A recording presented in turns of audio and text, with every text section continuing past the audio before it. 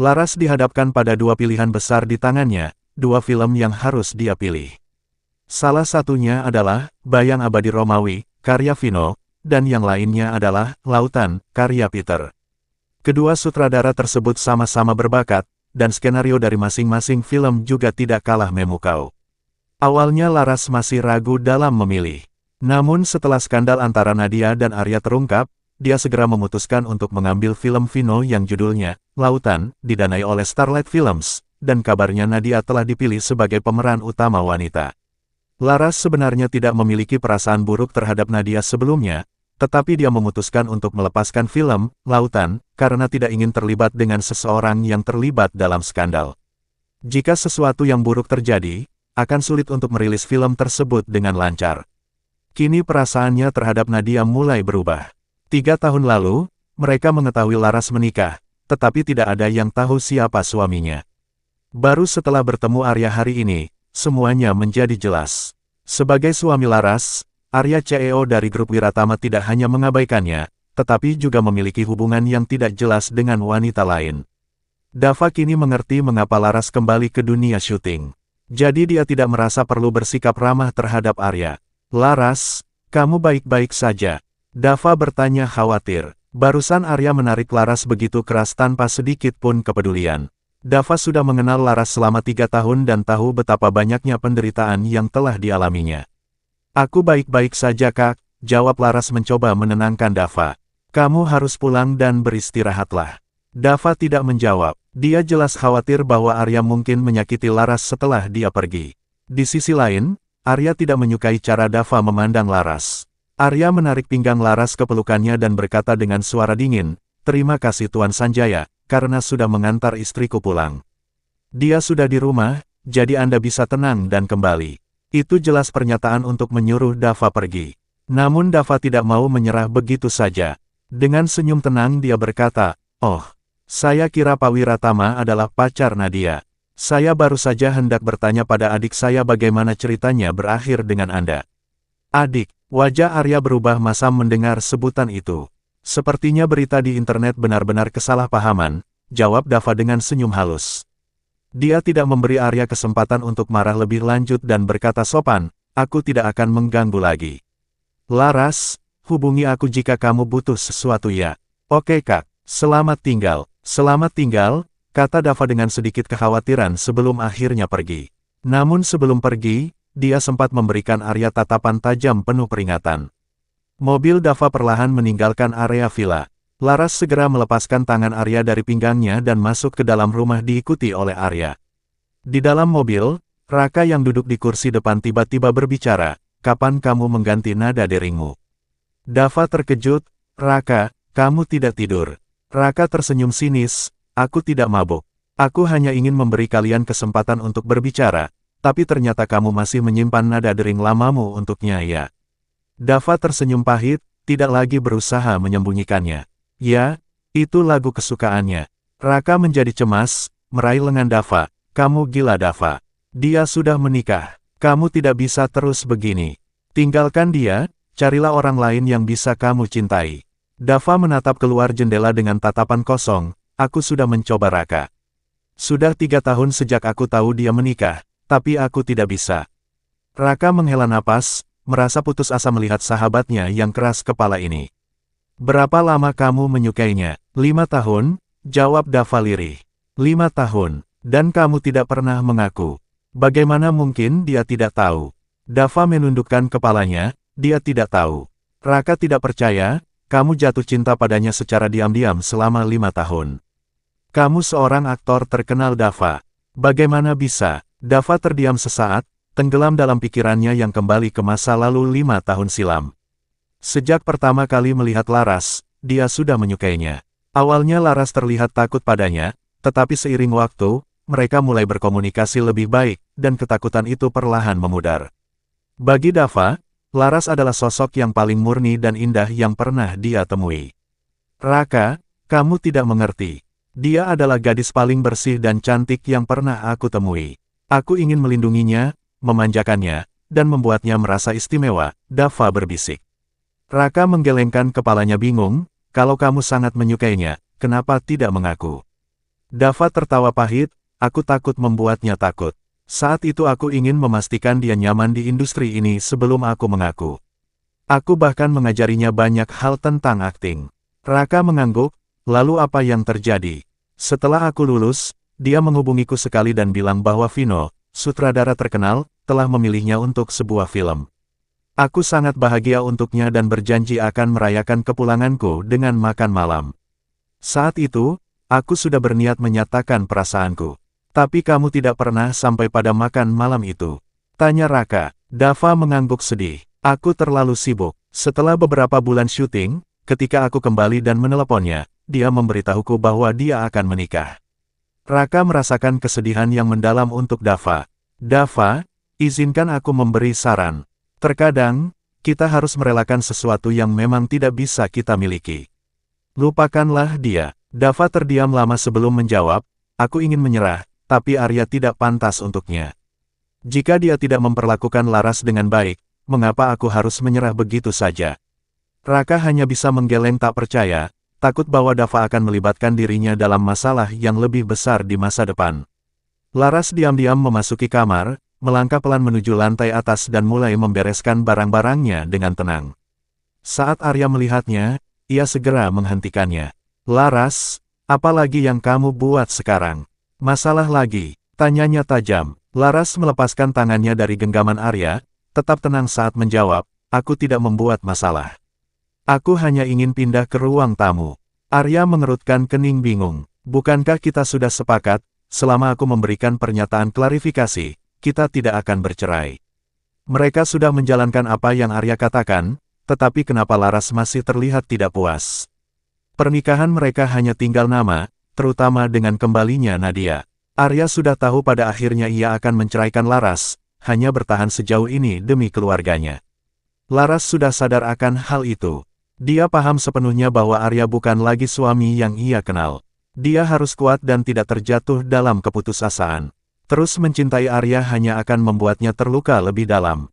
Setelah dia ditinggalkan, apa yang akan tersisa? Apakah dia akan meratapi cintanya yang kandas atau terpuruk dalam kepedihan yang tak berujung? Laras tahu bahwa hidupnya tidak bisa berakhir dengan tragedi yang ia biarkan terus berlarut-larut. Sudah saatnya dia belajar memutuskan kerugian dan melangkah maju. Arya, aku berjanji kita tidak akan bercerai sekarang, tetapi aku tidak pernah mengatakan bahwa kita akan hidup seperti dulu lagi. Aku rasa, dalam keadaan kita yang sekarang, tidak cocok jika kita terus tinggal bersama. Aku berharap kamu bisa menghormati itu. Kata-kata Laras terdengar lembut namun tegas, seakan ada kekuatan tersembunyi di balik setiap katanya. Arya merasa tidak berdaya. Belakangan ini, Laras sering membuatnya merasa seperti itu. Kenapa? Apakah ini semua karena Nadia? Atau karena pria itu? Tiba-tiba, Arya teringat tatapan Dava yang penuh perhatian saat ia melihat Laras beberapa waktu lalu. Apa hubunganmu dengan Dava? Tanya Arya tanpa pikir panjang. Laras mendengus. Kenapa kamu tiba-tiba membicarakan dia? Jawaban Laras yang ambigu hanya membuat Arya semakin curiga. Apa? Kamu tak bisa menjelaskannya? Menjelaskannya? Maksudmu apa Arya? Apa kamu berpikir ada sesuatu antara aku dan dia? Laras tertawa getir. Sudah 3 tahun dia menjadi istri yang setia bagi Arya, dan sekarang dia dipertanyakan.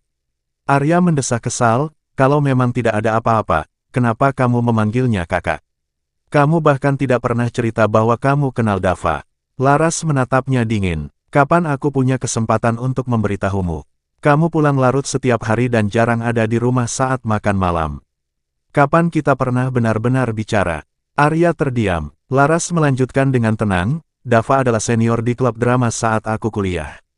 Dia banyak membantuku saat itu. Kami bertemu lagi secara kebetulan saat aku pergi audisi. Setelah itu, kami diundang makan malam bersama sutradara, dan dia mengantarku pulang. Dengan nada datar Laras menambahkan, Arya, bukankah kamu yang membuatku menandatangani perjanjian cerai?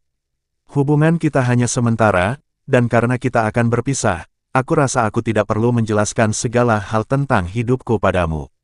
Jadi jika kamu curiga, pikirkan apapun yang kamu mau. Tanpa menunggu jawaban, Laras meninggalkan Arya di kamarnya.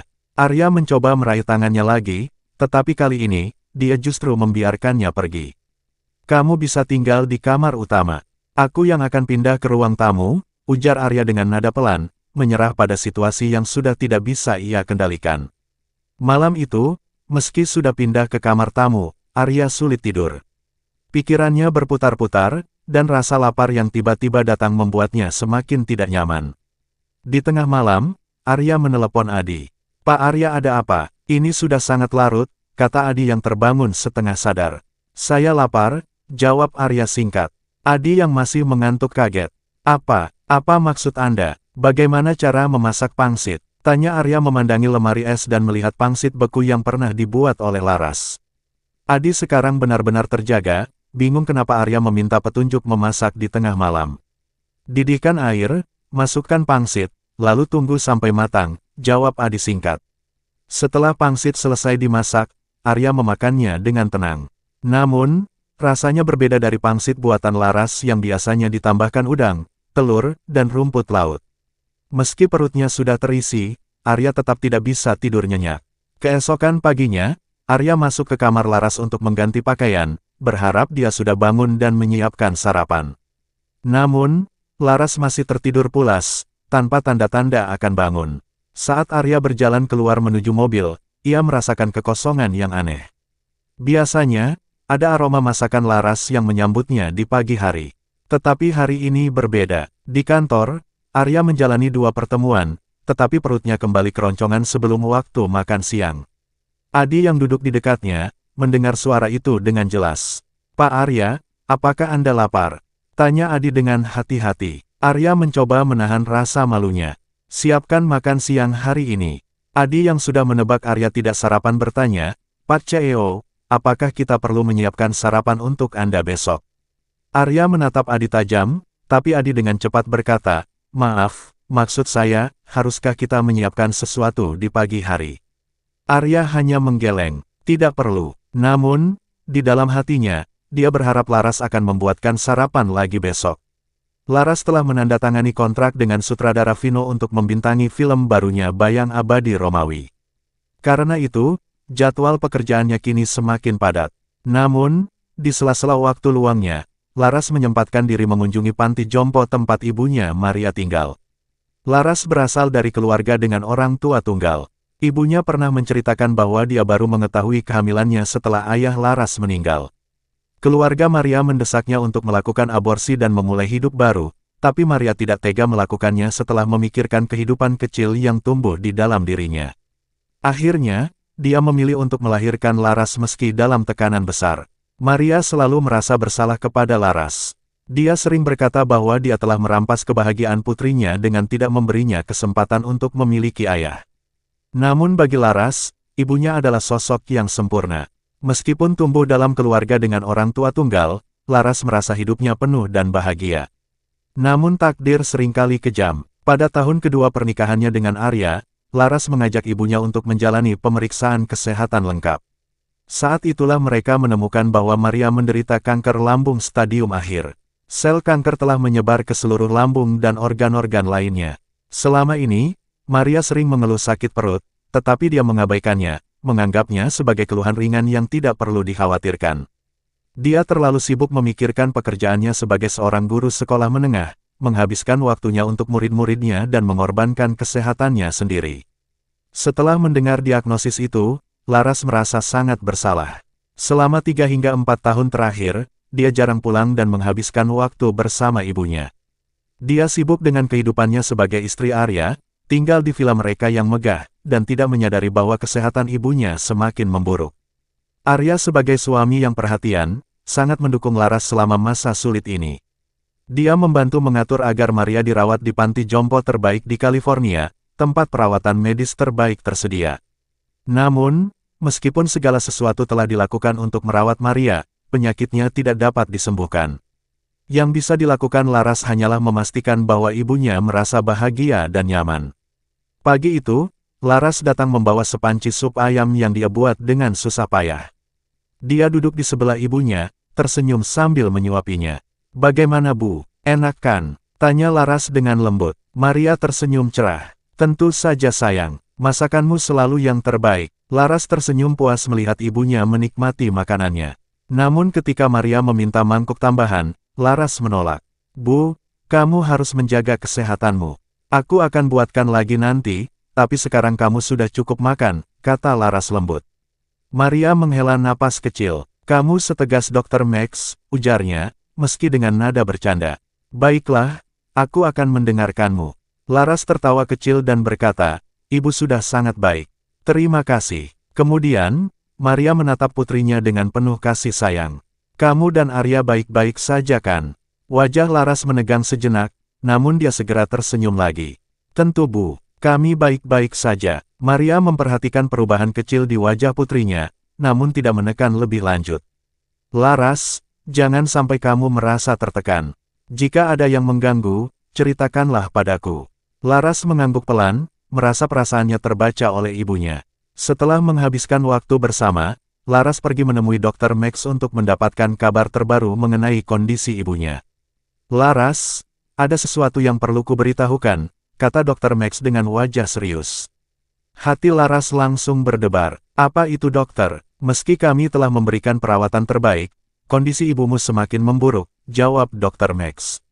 Sel kankernya sudah menyebar, dan waktunya semakin sedikit. Mungkin hanya tersisa 1 atau 2 bulan, atau mungkin setengah tahun. Laras merasa tubuhnya dingin seketika, air mata mengalir tanpa bisa ia tahan. Berapa lama lagi dokter? Dr. Max menyerahkan selembar tisu dan berkata dengan lembut, yang bisa kami lakukan adalah memastikan dia merasa nyaman. Jaga agar ponselmu selalu menyala. Jika terjadi sesuatu, kami akan menghubungimu. Laras merasa seakan dunia di sekelilingnya runtuh, tapi dia tahu bahwa dia harus tetap kuat. Ini adalah saat-saat terakhir untuk bersama ibunya, dan dia harus memanfaatkan setiap momen dengan sebaik-baiknya.